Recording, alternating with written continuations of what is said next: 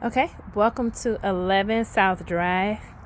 We have, looks like a hardy board siding with a brick veneer, 2-car garage.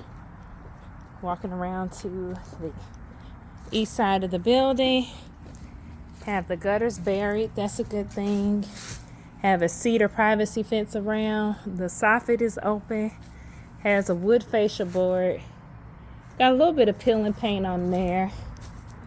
Not too much of an issue, but that may be flagged in the occupancy inspection walking around to the west side. One of these coach lights, per the notice or the information online, doesn't work, and they're not intending to fix it. This is the neighborhood.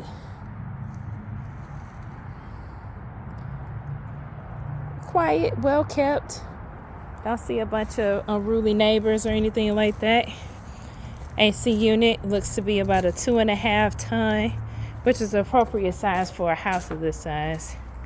Single pane glass windows here for the basement. That's going to be a place where we can get some improvement. Into the backyard. When I say improvement, I'm talking about efficiency. We got this tree here. It looks like it's been well umbrellaed.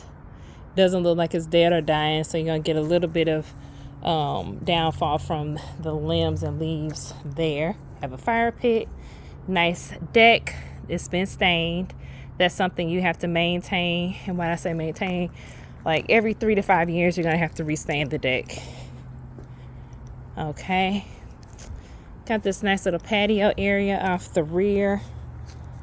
Looking here, that's the garage access. That gutter there needs to be amended, reaffixed to the house appropriately to ensure that there's no runoff there. Let's go ahead and go around to the front. Okay, going right back here into the living room. The front door enters right into the living room. It's a carpeted space. Airy. I like that there's a ceiling fan here. And I like that it's open. So if you're cooking or entertaining, you have access to all this space here. The carpet has a little bit of staining on it. Not terrible, but looks like they may have cleaned it. They definitely vacuumed it, but there's some staining throughout. Okay, got a hall closet for coats. Has an attic fan, which from my other videos, you know I like. This is the primary bedroom. This fits a king size bed. It has an ensuite bathroom here. This tiled all the way up to the ceiling. Vented. Nice size sink underneath here.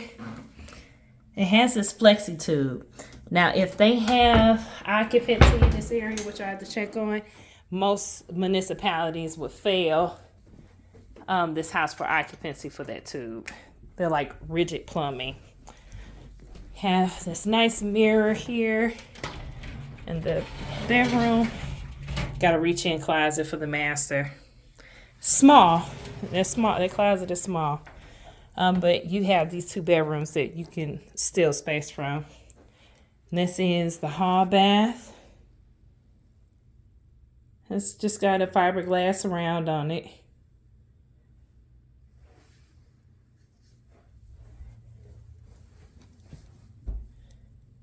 And we have the secondary bedroom.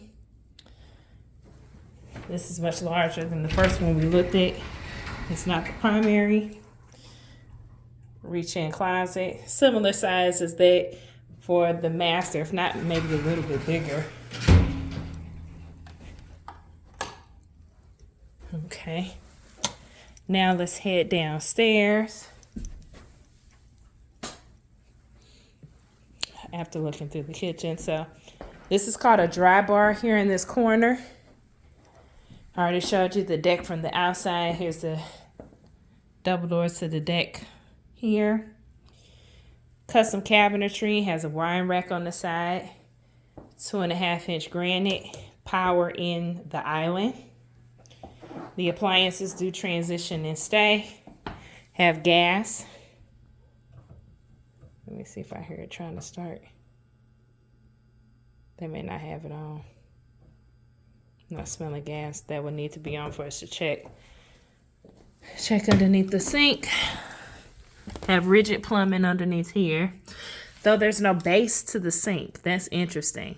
That's the floor on the other side of that. But it does have a garbage disposal. These are not soft close cabinets. Water pressure is good. Refrigerator is going to stay, but we have to negotiate for that to happen. Looks like it's new, actually. Maybe from a scratch and dent place because of these scratches. But new to the usage here. Pantry. Nice size pantry. Oversized garage, which means it has this workbench here. Very cool. Clean space. This garage door has those hinges on it that encourage the door to close. Other side of the island. Heading downstairs. Now, this is like partially finished on the basement. Because of where the utilities are, that may play a factor on what can be done, because once you come down immediately, this is where the washer and dryer is situated. And then the furnace and stuff is situated all the way over here. Now, we can box this in if you'd like, and then just continue this flooring or some type of other flooring down and around if you want to have a finished space in the basement. Then you have this unfinished space here, which they have been using for storage.